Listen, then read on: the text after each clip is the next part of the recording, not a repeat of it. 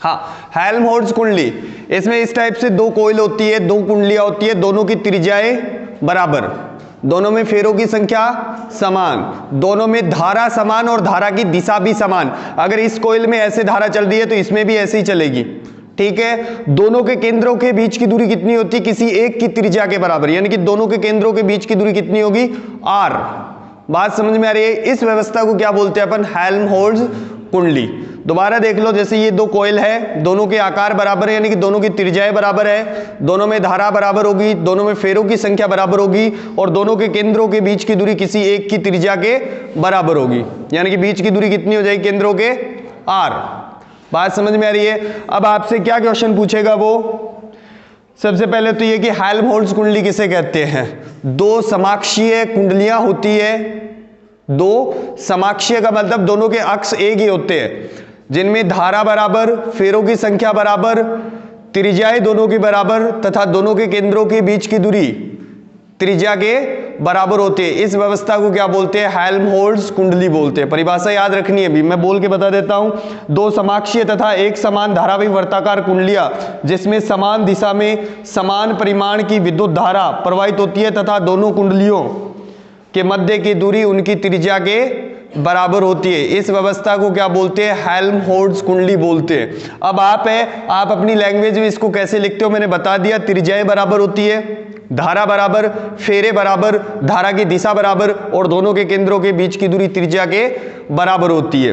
पहली बात तो ये। फिर पूछेगा हेल्महोल्ट्ज कुंडली का उपयोग क्या है?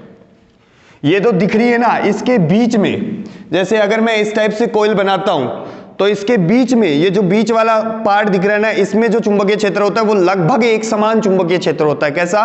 लगभग एक समान चुंबकीय क्षेत्र होता है। तो क्या बोलोगे आप? हेल्महोल्ट्ज कुंडली क्या काम आती है? एक समान चुंबकीय क्षेत्र उत्पन्न करने के काम में आती है।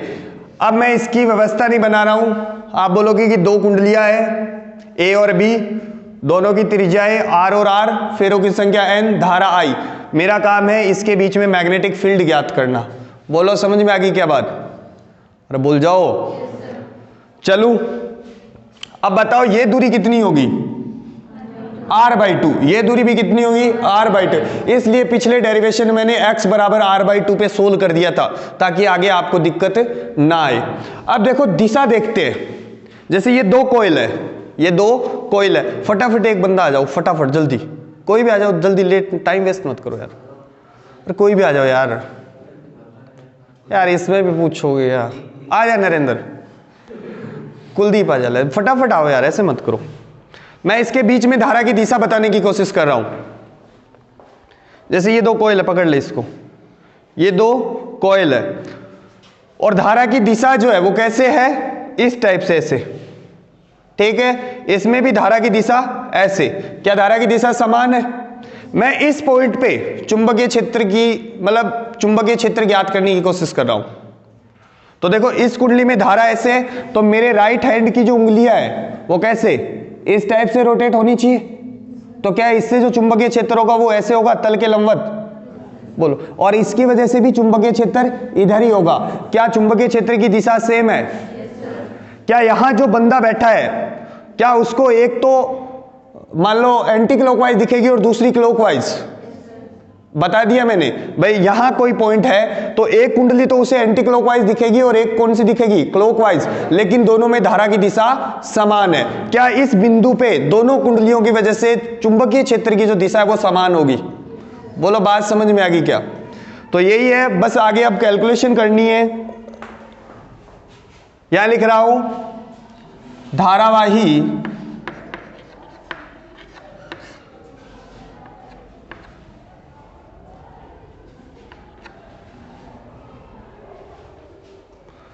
धारावाही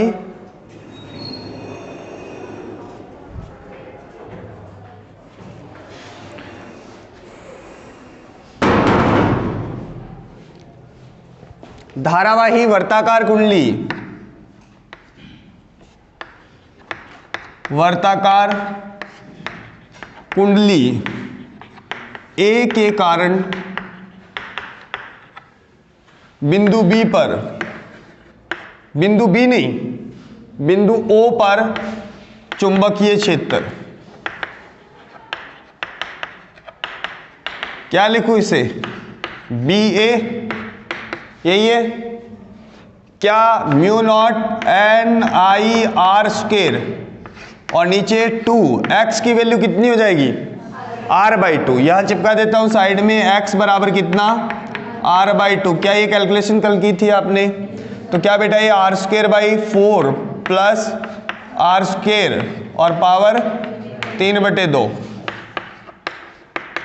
mu not an I r² upon 2 5/4 r² की पावर 3/2। आगे कैलकुलेशन कर लोगे। तो मैं फाइनल आंसर लिख रहा हूं, एक कॉइल की वजह से कितना आया था, 8/5√5 बी सेंटर, सेंटर पे मैग्नेटिक फील्ड, सेंटर पे मैग्नेटिक फील्ड क्या बताया था कल, mu not an I upon 2r, r² नहीं 2r। इसी प्रकार बी कुंडली के कारण दिखाई दे रहा है, बी कुंडली के कारण चुंबकीय क्षेत्र, क्या लिखूं, बी बी, ओ तेरी माते, गड़बड़ हो गया काम तो है नहीं, ये बोल ही कैसे सकता हूं मैं, ये डबल बी आ गई।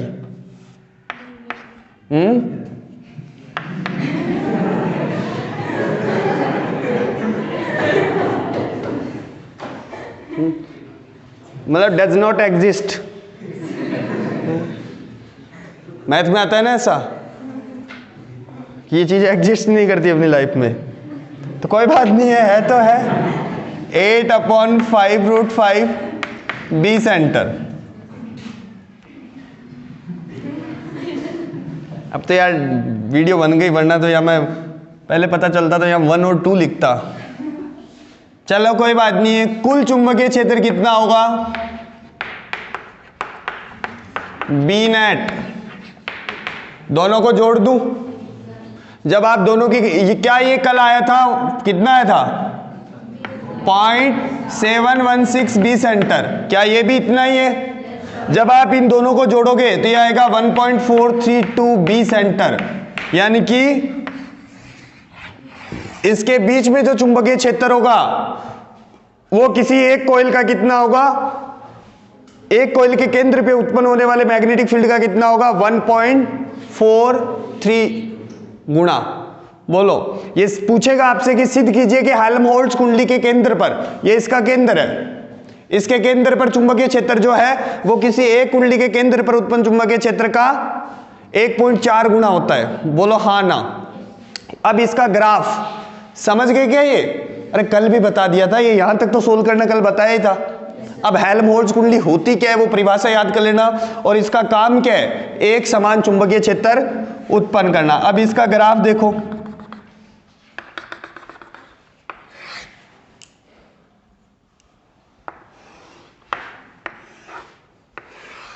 क्या ये इसका सेंटर, क्या एक कॉइल की वजह से जो मैग्नेटिक फील्ड था उसका ग्राफ कुछ इस टाइप से आया था, याद हो तो,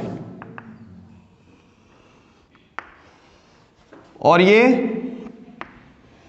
इधर इस टाइप से, और दूसरी कॉइल की वजह से